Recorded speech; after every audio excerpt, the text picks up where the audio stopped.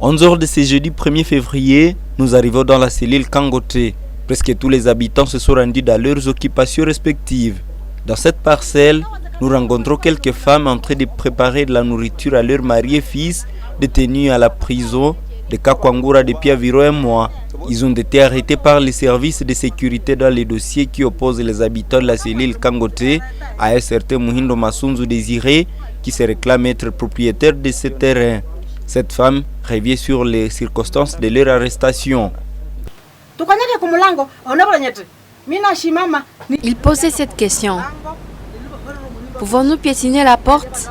Ma réponse était « Je me lève ». Quelques minutes après, j'avais vu beaucoup de gens entrer dans ma maison. Les uns se dirigeaient dans la chambre où logent 4 personnes et les autres dans la chambre de mon élève, dans la chambre de mon garçon élève. Après, ils l'avaient capturé. Cette situation m'avait vraiment effrayée vu l'âge de mon enfant. Dans mon inquiétude, j'avais commencé à pleurer. Et ensuite, il m'avait dit que je vais retrouver mon enfant à l'auditorat.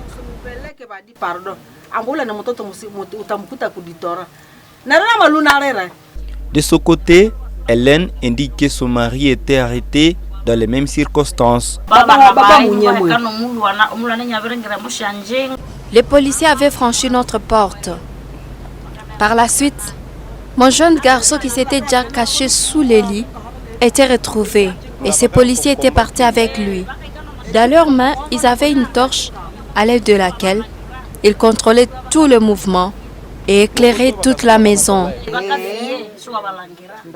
Le chef de cellule, Dido Kasuchi, exprime sa désolation. Il ne comprend pas le fait qu'un particulier peut se réclamer être propriétaire de toute une cellule alors que les habitants détiennent des documents qui garantissent leur propriété. Il s'étonne que les autorités n'arrivent pas jusque-là à maîtriser cette situation.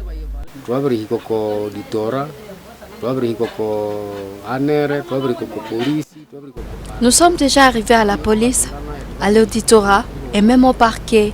Mais lorsque nous y arrivons, on nous demande toujours de chercher notre adversaire. Et cela a fait que lui-même libère ces gens incarcérés. Lorsque nous tentons de l'appeler, il ne répond pas malheureusement.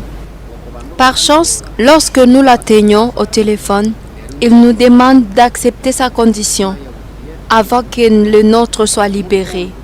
Dans ce sens, il nous demande de payer l'entroi 3 fois le prix normal. Une fois fait, il nous dit que c'est la seule condition pour que les habitants déjà incarcérés puissent être libérés. Nous refusons cette proposition et nous l'avons toujours dit que nous avions acheté l'endroit en question auprès des coutumiers à premier tour et deuxièmement auprès de celui qu'on appelle Yoeli. Voilà pourquoi nous refusons d'acheter l'endroit pour la 3e fois.